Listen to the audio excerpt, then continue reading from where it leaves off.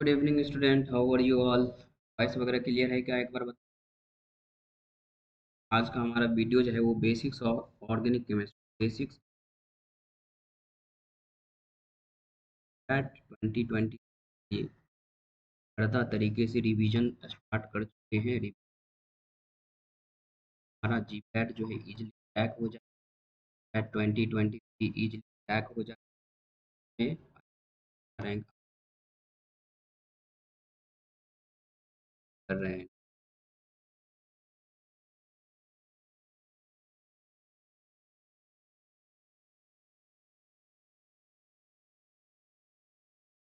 Voice break हो रहा है या फिर वॉइस क्लियर है? एक बार बताओ थोड़ा।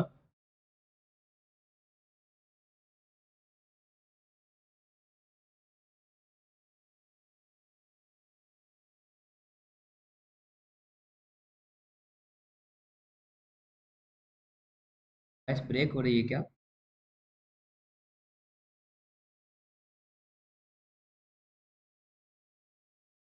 अभी वॉइस क्लियर है? हम लोग आज के इस वीडियोज में इलेक्ट्रोफाइल, न्यूक्लियोफाइल, हाइब्रिडाइजेशंस के बाद टाइम पर जो एरोमेटिसिटी, एरोमेटिसिटी, रिएक्शन मैकेनिज्म के बाद रिएक्शन इंटरमीडिएट, ये सब देखने वाले हैं आज के इस वीडियोज में। वीडियोज को शुरू से करके लास्ट तक जरूर देखना। क्यों? क्योंकि आपका ना यहाँ से आने का चांस मैक्सिमम ऑर्गेनिक केमिस्ट्री।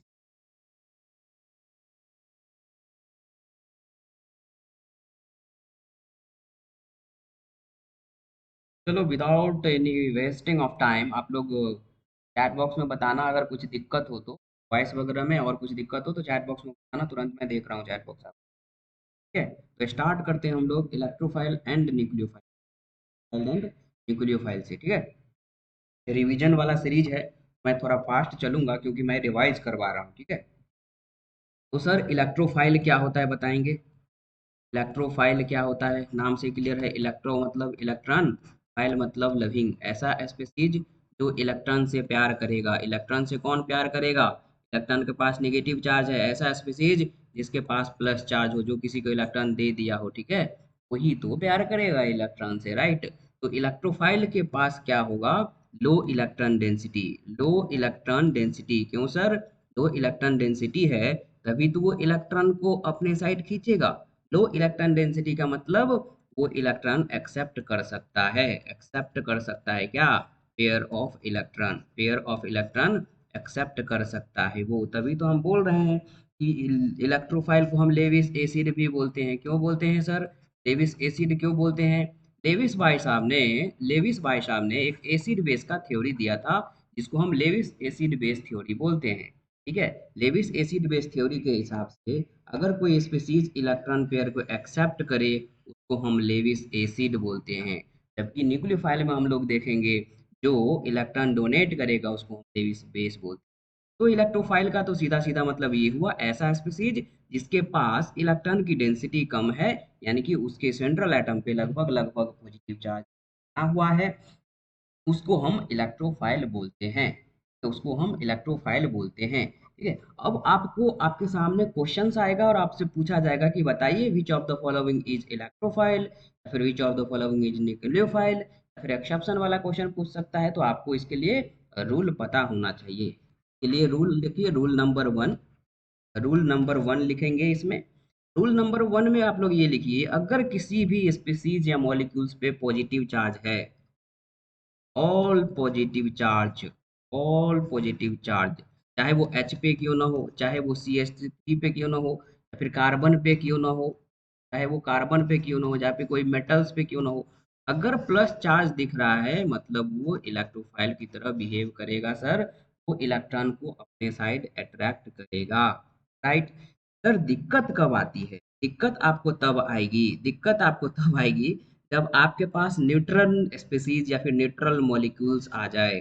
ठीक है? तो रूल लिखते हैं for neutral molecule. Neutral molecules के लिए हम रूल देखते हैं। ठीक है? न्यूट्रल मॉलिक्यूल्स के लिए हम लोग रूल देखते हैं। अगर आपसे कोई पूछे कि बताइए बताइए CO2 जो है वो इलेक्ट्रोफाइल की तरह बिहेव करेगा न्यूक्लियोफाइल की तरह, AlCl3 जो है ये इलेक्ट्रोफाइल की तरह बिहेव करेगा न्यूक्लियोफाइल की तरह, इस सब पे कोई चार्ज नहीं है। अगर चार्ज रहे ऑप्शन में तो चार्ज पे अपने को फोकस करना है। अगर प्लस चार्ज है मतलब इलेक्ट्रोफाइल होगा, माइनस चार्ज है मतलब फाइल होगा, राइट। तो हम लोग न्यूट्रल मॉलिक्यूल्स के लिए रूल देख लेते हैं। सबसे फर्स्ट रूल आपको देखना है, सेंट्रल एटम को ऑब्जर्व करने हैं, ठीक है। सेंट्रल एटम को ऑब्जर्व करने, जैसे कि AlCl3 में Al सेंट्रल एटम है, उसके साथ में 3 क्लोरीन जुड़े हुए हैं। तो हमें सेंट्रल एटम को ऑब्जर्व करने हैं। अगर सेंट्रल एटम के पास 6 इलेक्ट्रॉन और लेस देन 6 इलेक्ट्रॉन हो, लेस देन 6 इलेक्ट्रॉन हो, 6 इलेक्ट्रॉन और लेस देन 6 इलेक्ट्रॉन हो, ठीक है। किसके पास सर, किसके पास, सेंट्रल एटम के पास, सेंट्रल एटम के पास, ठीक है। तब उसको हम क्या बोलेंगे, तब उसको क्या बोलेंगे, सेंट्रल एटम के पास। यानी कि बोल सकते हो 6 ही इलेक्ट्रॉन है, 8 इलेक्ट्रॉन है, मतलब आप बोल सकते हो कि इनकम्प्लीट ऑक्टेट है उसका, इनकम्प्लीट ऑक्टेट है उसका, ऑक्टेट कंप्लीट नहीं है। कंडीशन में आप उसको क्या बोलोगे, इलेक्ट्रोफाइल। मतलब सीधा सीधा क्या करना है, आपको सेंट्रल एटम के पास जो है कितना इलेक्ट्रॉन है वो काउंट करना है। अगर AlCl3 में देखा जाए तो सेंट्रल एटम एल्यूमिनियम है और उसके 3 बॉन्ड लगे हुए हैं क्लोरीन के साथ, और एक बॉन्ड बनाने के लिए 2 इलेक्ट्रॉन लगता है, आप सभी को पता ही है, ठीक है। इलेक्ट्रॉन लगता है, पता ही है। तो यहाँ पर अगर देखा जाए एल्यूमिनियम सेंट्रल एटम के पास कितने इलेक्ट्रॉन, तो 3 बॉन्ड है, तो 3 दूना 6, 6 इलेक्ट्रॉन तो इसके पास दिख रहा है सर, मतलब ये इलेक्ट्रोफाइल की तरह बिहेव करेगा। आपको सीधा सीधा ये काउंट करना है सेंट्रल एटम के पास कितना इलेक्ट्रॉन है, ठीक है। सेंट्रल एटम के पास कितना इलेक्ट्रॉन है वो काउंट है अपने। फर्स्ट पॉइंट तो ये हो गया। अब एग्जाम्पल कुछ लिख लीजिए इसमें। एग्जाम्पल जैसे कि AlCl3 आपको बताया, AlCl3 आपको बताया, उसके बाद जैसे कि ZnCl2 हो, ठीक है, BF3 हो गया, BF3 हो गया, FeCl3 हो गया। ये सब सेंट्रल एटम में अगर आप नंबर ऑफ इलेक्ट्रॉन काउंट करोगे, 6 इलेक्ट्रॉन या फिर लेस देन 6 इलेक्ट्रॉन आएंगे, लेस देन 6 इलेक्ट्रॉन आएंगे। और ऐसा अगर हो किसके पास भाई, सेंट्रल एटम के पास, सेंट्रल एटम के पास, तब आप क्या बोलोगे कि वो इलेक्ट्रोफाइल है, इलेक्ट्रोफाइल की तरह बिहेव करता है। सर सेकंड सेकंड पॉइंट बताइए, थोड़ा ट्रिक कुछ बताइए, तो ट्रिक लिखिए, ट्रिक बोलो या फिर सेकंड पॉइंट देखो। अगर आपके सेंट्रल एटम से, ये पॉइंट इजी है, ठीक है, अगर आपके सेंट्रल एटम से दो या दो से ज्यादा, टू और मोर देन टू, टू और more than two electronegative atom जुड़े हो, इलेक्ट्रोनेगेटिव एटम अटैच्ड हो, किसके साथ में सर, ये स्पेशल पॉइंट ध्यान रखना हमेशा, सेंट्रल एटम से, सेंट्रल एटम से, उस कंडीशन में आप क्या बोलोगे, इलेक्ट्रोफाइल। हमेशा ध्यान रखना, अगर अपने सेंट्रल एटम से दो या दो से ज्यादा इलेक्ट्रोनेगेटिव एटम्स जुड़े हुए, ये इलेक्ट्रोनेगेटिव एटम क्या होता है, तो इलेक्ट्रॉन को विथड्रॉ कर लेता है अपने साइड, इलेक्ट्रॉन को खींच लेता है अपने साइड। सर कौन कौन सा होता है, तो फोन कॉल से याद रखना, फोन कॉल्स, फोन कॉल से याद रखना, ये सब जो है fluorine, oxygen, nitrogen, chlorine, sulphur, ये सब इलेक्ट्रोनेगेटिव एटम है।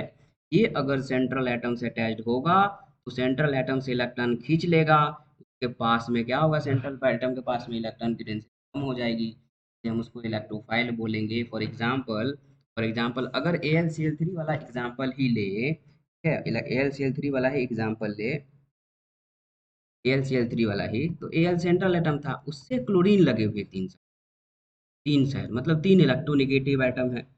एक बात बताओ, इलेक्ट्रोनेगेटिव एटम क्या करता है, ये इलेक्ट्रॉन लेगा, इलेक्ट्रॉन अपने साइड अगर ये खींचा, तो इस पे जो सेंट्रल एटम उसके पास इलेक्ट्रॉन की डेंसिटी क्या हो गई, इलेक्ट्रॉन की डेंसिटी डिक्रीज हो गई ना, यानी कि पार्शियली पॉजिटिव चार्ज डेवलप हो गया ना। क्यों सर, क्योंकि इसके तीनों साइड इलेक्ट्रॉन लेने वाला ग्रुप है। कि हम अगर इलेक्ट्रॉन की डेंसिटी कम है, पॉजिटिव चार्ज जैसा दिख रहा है, मतलब हम उसको क्या बोलते हैं, इलेक्ट्रोफाइल बोलते हैं। ये क्लियर हो गया। जैसे कि SO3 अगर आपसे अब कोई पूछे SO क्या है, SO3 क्या है, तो क्या बताओगे, SO3 में तीनों साइड ऑक्सीजन जो है इलेक्ट्रोनेगेटिव एटम्स है, मतलब सेंट्रल एटम है, यहाँ पे सल्फर था, सेंट्रल के तीनों साइड, सेंट्रल एटम के तीनों साइड इलेक्ट्रोनेगेटिव एटम है, इलेक्ट्रॉन इससे खींच लिया, यहाँ पे पार्शली पॉजिटिव चार्ज डेवलप हुआ, मतलब ये भी क्या है, इलेक्ट्रोफाइल की तरह बिहेव करेगा। सीधा सीधा पॉइंट ये ध्यान रखना कि जब भी सेंट्रल एटम से दो या दो से ज्यादा ठीक है, अपने जब भी दो या दो से ज्यादा, जब भी दो या दो से ज्यादा इलेक्ट्रोनेगेटिव एटम्स लगे हों, तो क्या करता है, इलेक्ट्रॉन अपनी साइड खींच लेता है, सेंट्रल एटम पे इलेक्ट्रॉन डेंसिटी कम हो जाएगी, मतलब पॉजिटिव चार्ज, मतलब वो ये इलेक्ट्रोफाइल की तरह बिहेव करेगा। वैसे ही है PCl5, ठीक है, PCl5। अच्छा ये बताओ आप लोग, अब कार्बन डाइऑक्साइड इलेक्ट्रोफाइल होगा कि न्यूक्लियोफाइल? फेमस क्वेश्चन ये पूछा गया है, ठीक है, इंपॉर्टेंट है। CO2 carbon dioxide, C double bond O, C double bond O। Central atom इसमें कौन सा है सर? सेंट्रल एटम इसमें है कार्बन। दोनों साइड इलेक्ट्रोनेगेटिव एटम है, मतलब इलेक्ट्रॉन को साइड खींचेगा। अगेन जब इलेक्ट्रॉन पार्सली पॉजिटिव चार्ज, मतलब CO2 बिहेव करेगा। CO2 जो है इलेक्ट्रोफाइल की तरह बिहेव कर, वो इलेक्ट्रोफाइल, ध्यान रखना है ना। आगे बढ़ते हैं, इलेक्ट्रोफाइल यहाँ से आपका लगभग लगभग बनने वाला है, ठीक है, लगभग बनने वाला है। अब न्यूक्लियोफाइल की तरह हम लोग, न्यूक्लियोफाइल हेडिंग डालिएगा, न्यूक्लियोफाइल। न्यूक्लियोफाइल क्या होता है सर? न्यूक्लियोफाइल फाइल को ऐसे भी डिनोट, का जस्ट अपोजिट है। इसके पास क्या होगा sir? High electron density, high electron density. अगर इसके पास इलेक्ट्रॉन डेंसिटी है, इलेक्ट्रॉन है, तो क्या करेगा? डोनेट करेगा, नेट करेगा electron, net pair of electron.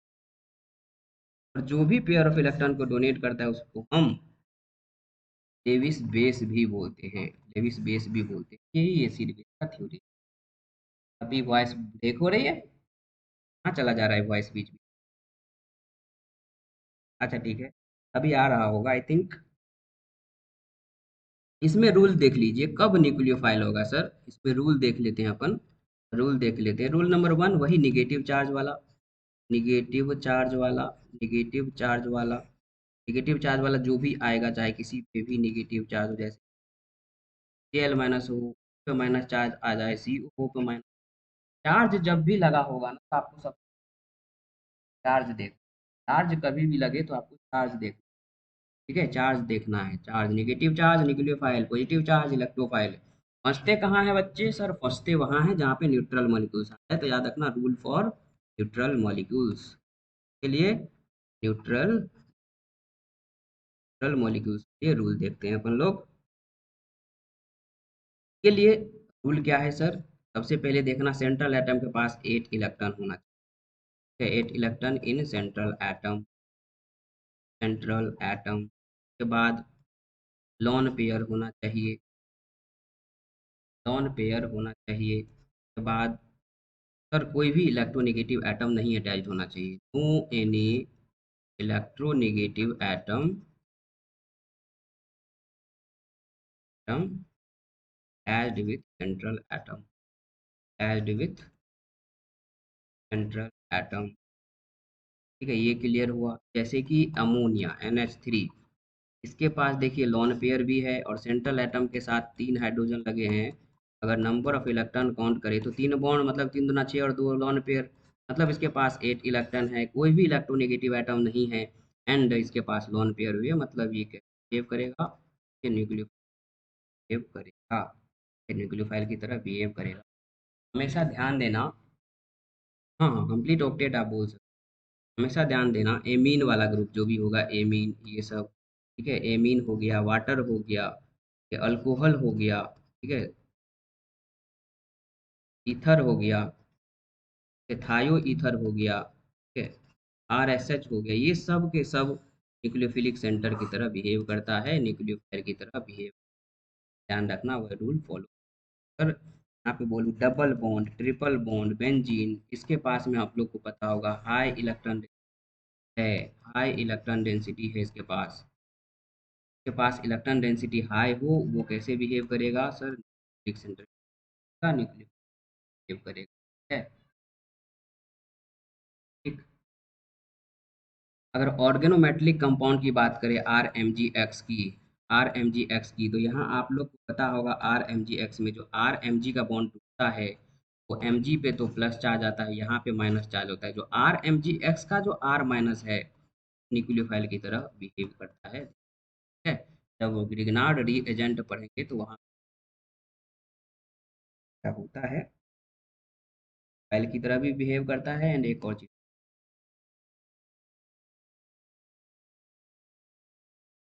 ये क्लियर हुआ आप लोगों का इलेक्ट्रोफाइल न्यूक्लियोफाइल क्या होता है, क्या कहानी है सर? इतना क्लियर हुआ तो बताइए फटाफट।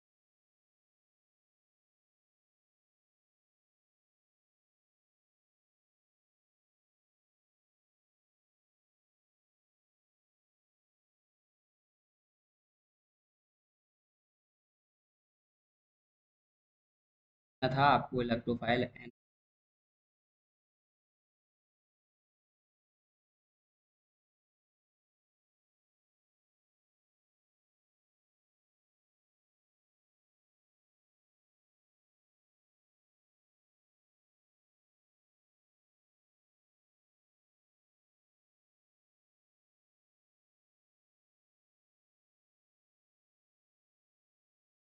सबके पास वॉइस प्रॉब्लम जा रही है? वॉइस प्रॉब्लम अभी भी जा रही है? हेडिंग डालिए रिएक्शन मैकेनिज्म। रिएक्शन मैकेनिज्म, ठीक है, रिएक्शन मैकेनिज्म हेडिंग डालिए। फार्मेसी ट्यूटोरियल्स और स्पेशल क्लास हम लोग का चल रहा है लक्ष्य पेड बैच के रूप में। अगर आपको ज्वाइन करना है या आप में से किसी को भी ज्वाइन करना है लक्ष्य पेड बैच, जो हमारा गूगल मीट पे चलता है डेली, ठीक है, उसमें रैपिड रिवीजन करवा रहा हूँ। ऑर्गेनिक का ही आज 2 लेक्चर लिया था 4 घंटे का। आप लोग इस नंबर पे हमें मैसेज कर सकते, 91 व्हाट्सएप करना जनरली, 9174757294। इस पे आप लोग क्या करना है, आप लोग को व्हाट्सएप करना है। व्हाट्सएप तो को व्हाट्सएप कर, तो एक बार मेरे को भी करो। ये व्हाट्सएप करना फायदेमंद साबित होगा। ये किसके लिए सर? लक्ष्य पेड बैच के लिए। अगर ज्वाइन करना है वो तो लक्ष्य पेड बैच में सब डिटेल में हम लोग रिवाइज कर रहे हैं। लक्ष्य पेड बैच और CPAT 2023, पैट 2023 रैपिड रिवीजन, ठीक है, रैपिड रैपिड रिवीजन, ठीक है, रिवीजन। इसमें क्या करते हैं, इसमें हम लोग और ऑल सब्जेक्ट का जितना भी सब्जेक्ट आपका इम्पोर्टेंट टॉपिक, ऑल सब्जेक्ट का इम्पोर्टेंट टॉपिक जो भी है, ऑल टॉपिक का हम रैपिड रिवीजन करेंगे। कुछ शॉर्ट्स नोट्स भी मिलेंगे, लेकिन ये पेड है, नाम से ही क्लियर है पेड है, तो कुछ पे करना पड़ेगा आपको। पे ज़्यादा नहीं करना, 1 महीने में जो रिचार्ज करते हो उतना ही पे करना है। 499 का टोटल कोड है। आप में से ज्वाइन करना है तो मैसेज करना, ठीक है। मैसेज क्या, व्हाट्सएप करना इस नंबर पे 9174757294। ठीक है, चलो आगे बढ़ते हैं। हम लोग रिएक्शन इंटरमीडिएट की बात कर रहे थे, रिएक्शन मैकेनिज्म की बात कर रहे हैं ना। तो रिएक्शन मैकेनिज्म हम लोग देख लें, डालिए रिएक्शन मैकेनिज्म।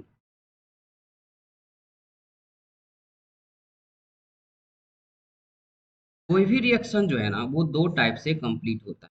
फर्स्ट, वो रिएक्शन इंटरमीडिएट बनाएगा, या तो वो रिएक्शन इंटरमीडिएट बनाएगा, रिएक्शन इंटरमीडिएट बना करके रिएक्शन कंप्लीट करेगा। ठीक है, दूसरा थ्रू ट्रांजिशन स्टेट, एक ही स्टेट में ट्रांजिशन स्टेट के थ्रू, ट्रांजिशन स्टेट के थ्रू सिंगल स्टेप में रिएक्शन कंप्लीट हो जाएंगे। Single step reaction, transition state के थ्रू,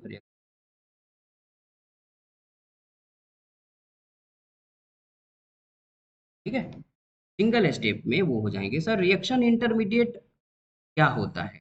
नाम से ही क्लियर है, जो रिएक्शन के बीच में बन रहा होगा, वो रिएक्शन के बीच में बन रहा होगा, ठीक है, इंटरमीडिएट में बन रहा होगा। जैसे कि carbocation, carbocation, carbo anion, carbo anion, free radical, free radical, carbene, nitrene, ये सब रिएक्शन इंटरमीडिएट आपको पढ़ने हैं और जीपैट के लिए ये इम्पोर्टेंट भी है। क्या एप्लीकेशन से आता है कि स्टेबिलिटी से हमेशा क्वेश्चन आता है, नहीं मतलब इस तीनों का स्टेबिलिटी इम्पोर्टेंट है। स्टेबिलिटी सर, ट्रांजिशन स्टेट में क्या होता है? मान चलो ए बी रिएक्ट करना चाह रहा है सी से, तो सिंगल स्टेप में ही ए बी का बॉन्ड टूट भी रहा होगा और ये भाई साहब सी से बना भी रहा होगा। इसको हम बोलते हैं ट्रांजिशन स्टेट, यानी कि bond breaking and bond formation एक साथ होता है। Bond breaking and bond formation, bond formation करते हो ना, किसी से बॉन्ड तोड़ते हो और दूसरे से लगा लेते हो, बॉन्ड फॉर्मेशन एक साथ, वो भी ठीक है एक साथ होता है, ये भी वही है कुछ ट्रांजिशन स्टेट, ठीक है बहुत ही ज्यादा अनस्टेबल होता है बाबा ये, एक साथ बॉन्ड ब्रेकिंग बॉन्ड फॉर्मेशन नहीं करने का। ट्रांजिशन स्टेट को हम कंसर्टेड मैकेनिज्म भी बोलते हैं क्योंकि सिंगल स्टेप में वो रिएक्शन होता है। कौन सा mechanism sir? Concerted mechanism, concerted mechanism भी बोलते हैं अगर कोई सिंगल स्टेप में होता है तो। हाँ सागर, बिल्कुल सही बात। SN2 एंड E2 मैकेनिज्म जो है, इसमें कोई कार्बोनिल रिएक्शन इंटरमीडिएट नहीं बनता, ट्रांजिशन स्टेट के थ्रू रिएक्शन हो जाता है, ठीक है, जाता है रिएक्शन के थ्रू, ठीक। अब हम इसमें से आज दो देखेंगे बस, कार्बीन नाइट्रीन के बारे में थोड़ा। कार्बीन क्या होता है कोई बताइए? What is carbene? अगर बोल रहा है आप पॉइंट मार देते हैं। ठीक है, कार्बीन क्या होता है बताइए, कार्बीन क्या होता है बताइए थोड़ा। कार्बीन में लिखेंगे आप लोग divalent carbon having one lone pair को कार्बीन बोलते हैं। Carbon divalent carbon having one lone pair, lone pair. Divalent का क्या मतलब हुआ सर? मतलब इसके साथ दो बॉन्ड लगे होंगे बेटा, एंड इसके पास एक लॉन पेयर भी होंगे, इसको हम क्या बोलते हैं? कार्बीन। अगर कार्बीन आपको आपसे कोई पूछे, ये जो अपना कार्बीन है, ठीक है, ये जो अपना कार्बीन है, ये इलेक्ट्रोफाइल की तरह बिहेव करेगा कि न्यूक्लियोफाइल की तरह? तो अगेन आपको देखो यहाँ पे तो न्यूट्रल है, तो सेंट्रल एटम के पास अपने को number of carbon, number of electron कर क्या करना है? काउंट करना है। तो दो इलेक्ट्रॉन, दो चार इलेक्ट्रॉन, और एक लॉन पेयर भी तो है इस पे। सेंट्रल एटम के पास 6 इलेक्ट्रॉन है, अगर सेंट्रल एटम के पास 6 इलेक्ट्रॉन, इससे से कम इलेक्ट्रॉन हुई तो वो इलेक्ट्रोफाइल की तरह बिहेव करता है। ध्यान रखना, कार्बीन इलेक्ट्रोफाइल की तरह बिहेव करता है। कार्बीन में एक फेमस होता है डाइक्लोरोकार्बीन, ये आपको डाइक्लोरोकार्बीन जो है, ये डाइक्लोरोकार्बीन जो है, ये बहुत ही फेमस है। ये कौन से नेम रिएक्शन में पाया जाता है? तो रीमर टीमर में। कौन से में सर? रीमर टीमर, देखोगे आप रीमर टीमर, रीमर टीमन होता है, पता नहीं स्पेलिंग देख लेना, टी मन होता है शायद। रीमर टीमन रिएक्शन में डाइक्लोरोकार्बीन बनता है। अभी हम लोग इसका जनरेशन भी देखने वाले हैं, ठीक है, का जनरेशन भी देखने वाले हैं। किसका सर? कार्बीन का। तो सबसे पहले तो ये देख लिया हमने कि कार्बीन होता क्या है। तो ऐसा डाइवेलेंट कार्बन हो, तब दो बॉन्ड हो, के पास एक पेयर हो, क्या बोलते हैं सर? कार्बीन। लिंक डालिए, जनरेशन ऑफ कार्बीन मतलब बनेगा कब? जनरेशन ऑफ कार्बीन सर बनेगा कब? पहला, रिएक्शन ऑफ क्लोरोफॉर्म, क्लोरोफॉर्म का जब आप रिएक्शन करवाओगे, क्लोरोफॉर्म क्या होता है सर? CH Cl3 को क्लोरोफॉर्म बोलते हैं। इसका रिएक्शन जब करवाओगे किसके साथ में? बेसिक मीडियम में, NaOH या फिर KOH, NaOH या फिर KOH के साथ में, ठीक है। ओपन स्ट्रक्चर बना लेते हैं, HCl Cl, ये क्लोरोफॉर्म हुआ। हम मान चलो NaOH के प्रेजेंस में करवा रहे हैं। यहाँ से ये सोडियम भाई साहब एक क्लोरीन को बोलता है चलो मेरे साथ, एंड OH माइनस भी इस हाइड्रोजन को बोलते हैं चलो मेरे साथ।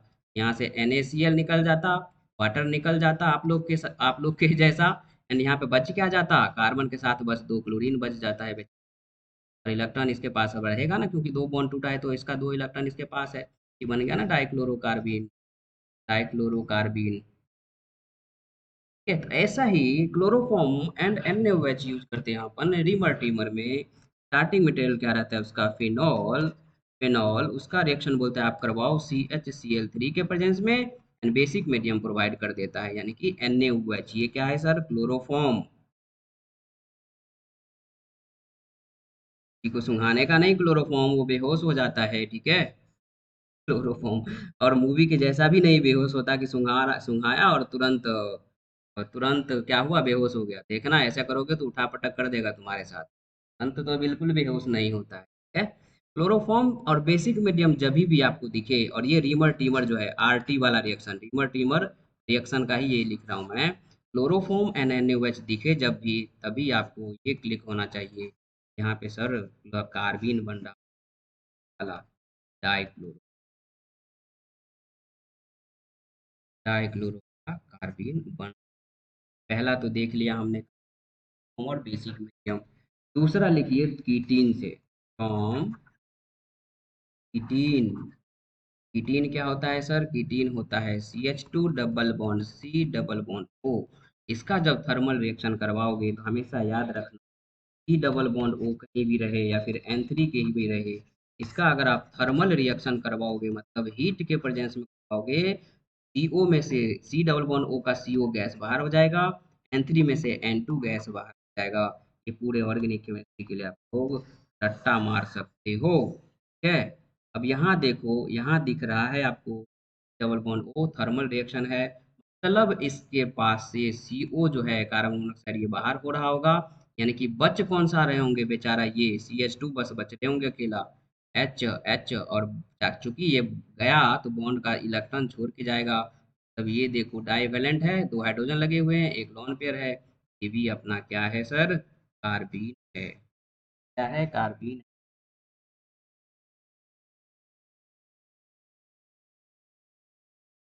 ये भी क्या है? कार्बीन।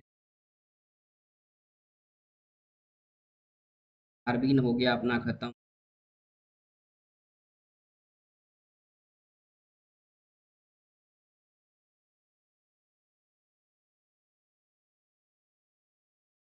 कार्बीन अपना यहाँ पे कोई दिक्कत, वॉइस वगैरह आ रही है? नहीं आ रही है? कैसा हो रहा है बताओ?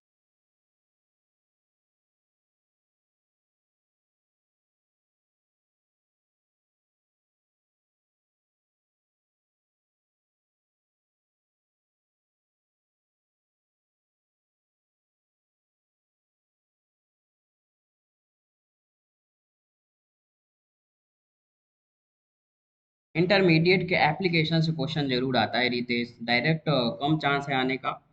और इंटरमीडिएट में भी कार्बोकेटायन, कार्बो एनायन तो पढ़ना ही पड़ता है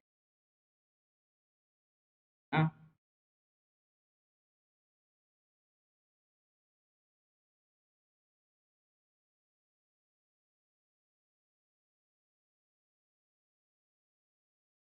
ठीक है, नाइट्रेन हेडिंग डालो आप लोग। नाइट्रेन। सर ये नाइट्रेन क्या होता है? तो मोनोवैलेंट नाइट्रोजन को नाइट्रेन बोलते हैं, मोनोवैलेंट नाइट्रोजन। मोनोवैलेंट नाइट्रोजन मतलब क्या हुआ सर? नाइट्रोजन उसके साथ एक ही बॉन्ड लगे हो, एंड एक तो लोन पेयर इसके पास ऑलरेडी रहता है, जो दो बॉन्ड छोड़ के गया इसको, का वाला भी लोन पेयर इसके पास ही रहेगा। मोनोवैलेंट नाइट्रोजन को हम क्या बोलते हैं? नाइट्रीन बोलते हैं। ठीक है। अब हेडिंग डालिए जेनरेशन ऑफ नाइट्रीन, कब बनेगा नाइट्रीन? Generation of नाइट्रीन। आप लोग खुद बताओ फर्स्ट पॉइंट कब बनेगा? जब आप एक फेमस रिएक्शन आप लोग पढ़े होंगे, सिमेट्री अरेंजमेंट। सिमेट्री अरेंजमेंट, ये सब डिटेल में मैं पढ़ा रहा हूँ पेड वाले बैच में। ठीक है, सब डिटेल में पढ़ा रहा हूँ, एन डिफिशिएंट हो या फिर जो भी। ठीक है। हाँ, जिसकी दोनों छोड़ के भाग जाए। सागर बिल्कुल सही बोला। ठीक है, जिसकी जिसको जिसको या फिर जिसकी दोनों छोड़ करके भाग जाए तब नाइट्रीन बनता है। ठीक है। ध्यान देना यहाँ पे जनरेशन ऑफ नाइट्रीन में पहला ध्यान दो, from hydrazoic acid. From hydrazoic acid.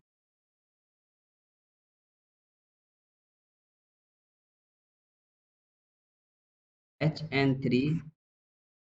HN3 को जब थर्मल रिएक्शन करवाओगे तो मैं बोला ना, N3 है हाइड्रोजोइक एसिड, N3 दिखे, थर्मल रिएक्शन दिखे, N2 गैस तुरंत ही निकाल देने का, N2 गैस तुरंत निकाल देने का।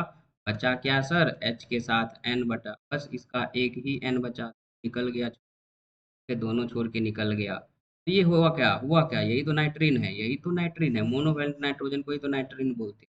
ये है क्या सर? हाइड्रोजोइक एसिड है।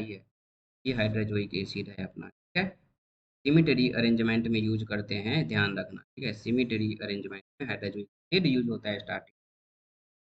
जनरेशन ऑफ नाइट्रोजन में सेकेंड पॉइंट आप लोग डालिएगा क्या? सेकेंड पॉइंट क्या? From azide. सर एजाइड क्या होता है बता दो थोड़ा।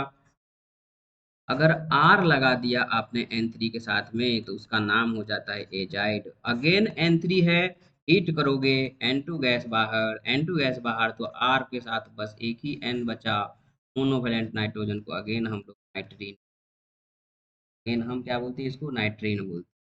थर्ड कहाँ से बनेगा sir, from isocyanate, from isocyanate. Isocyanate क्या होता है, NCO को बोलते हैं आइसोसाइनेट। अगेन मैं इसको थर्मल रिएक्शन करवा रहा हूँ, मैं बोला ना C डबल बॉन्ड O कहीं भी दिखे, हीट करोगे तो CO गैस बाहर, यहाँ से भी CO गैस बाहर, R के साथ बस N बचा, R के साथ बस N बचा, मोनोवेलेंट नाइट्रोजन। तो तीन चीज याद रखना, from hydrazoic acid, from azide and from isocyanide, इस तीनों कंडीशन थर्मल रिएक्शन हो, क्या होगा, थर्मल रिएक्शन होगा, क्या होगा, तो नाइट्रीन इंटरमीडिएट ही बनाएगा। ये चीज ध्यान देने वाली है अपना, है ना, क्लियर हुआ, ना क्लियर हुआ, आप सभी का इतना क्लियर हुआ। ऐसा पानी पी लेने तो थक गया मैं।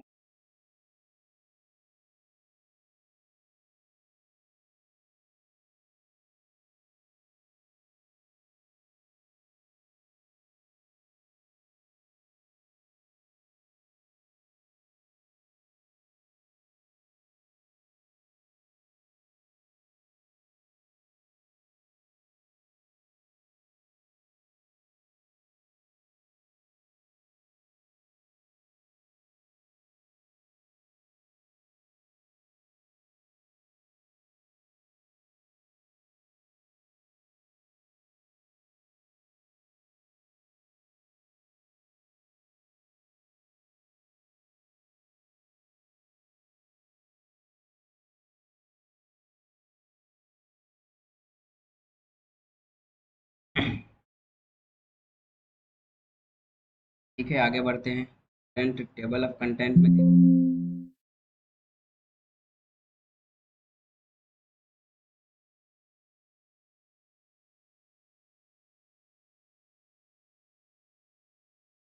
एक्टोफाइल न्यूक्लियोफाइल हो गया, रिएक्शन इंटरमीडिएट, हाइब्रिडाइजेशन। ठीक है, तो चलो हम देखते हैं हाइब्रिडाइजेशन। हाइब्रिडाइजेशन तो इजी है, आप लोग को बताया भी हूँ। हाइब्रिडाइजेशन,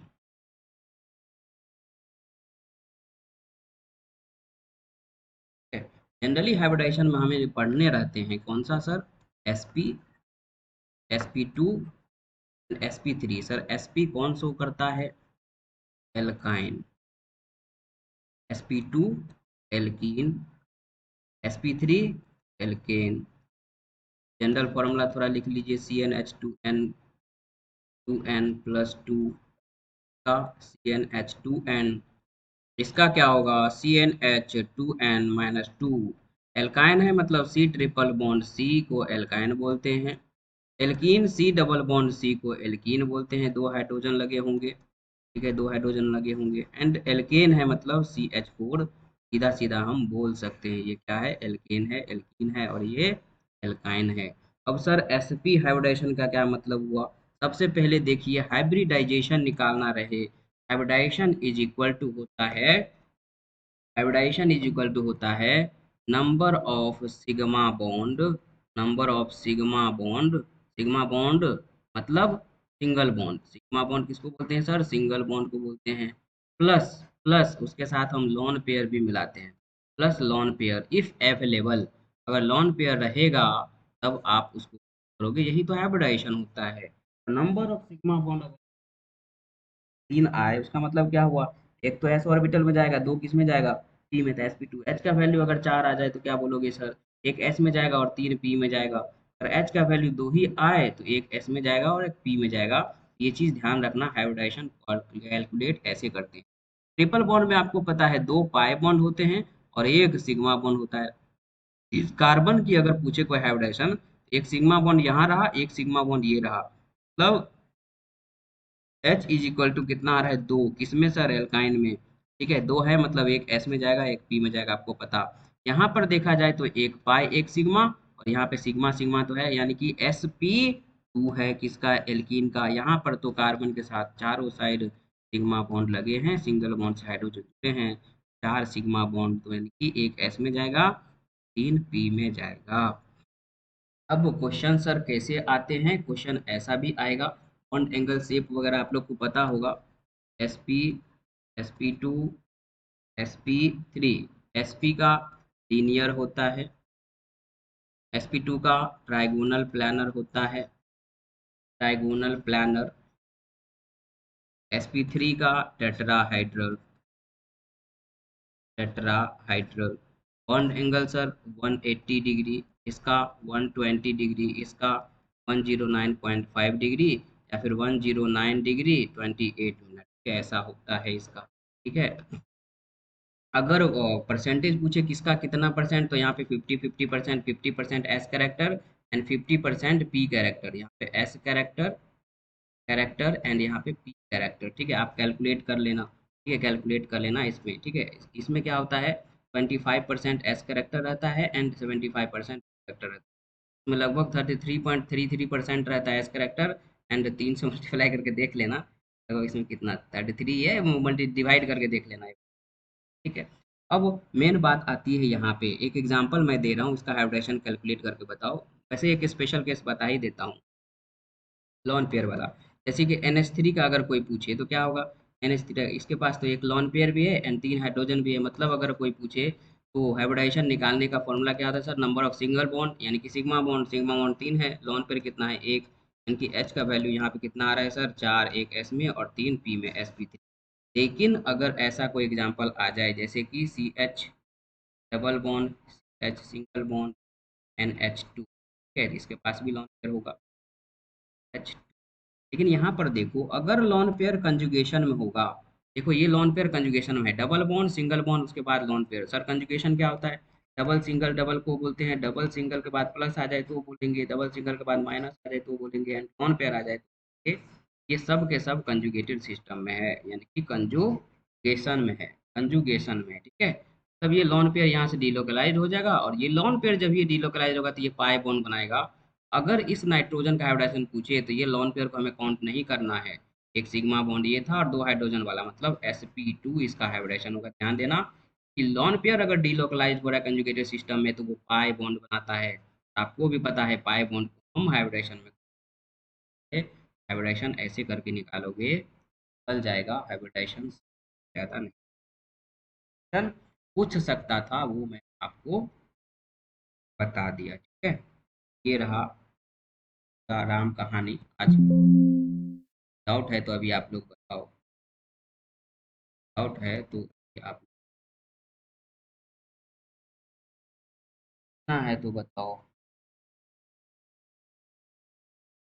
बाकी रिवीजन अपना अच्छे लेवल का करते रहो, रिवीजन अपना जारी रखो, अच्छे लेवल का रिवीजन करना जरूरी है। ये लास्ट 1 मंथ आपके हाथ में है, 1 मंथ में से मैं बोल रहा हूँ ना, 1 मिनट भी वेस्ट नहीं। यही मैं अगर पीछे 2-3 महीने पढ़ाता तो ये चारों पांचों चैप्टर को 2 घंटा 2.5 घंटा में पढ़ाता, लेकिन 1 घंटा में रिवाइज करवा दिया आपको। ऑक्सीडेशन रिडक्शन वाली क्लास हो गई है पेड बैच में सागर। ठीक है, ठीक है। आप में से अगर किसी को, या फिर ये वीडियो जाने वाला है यूट्यूब पे, किसी को भी पेड लक्ष्य बैच, अगेन मैं बता रहा हूँ, पेड लक्ष्य बैच ज्वाइन करना है, लक्ष्य बैच ज्वाइन करना है, इसके लिए सर रैपिड रिवीजन के लिए, रैपिड रिवीजन ऑफ इसका सर, रैपिड रिवीजन पैट और जी पैट, पैट 2020। क्या सब पढ़ाओगे सर इसमें, इसमें लगभग ऑल इम्पोर्टेंट टॉपिक का, ऑल इम्पोर्टेंट चैप्टर का रिवीजन करवाएंगे, चैप्टर का क्या कराएंगे, रिवीजन करवाएंगे।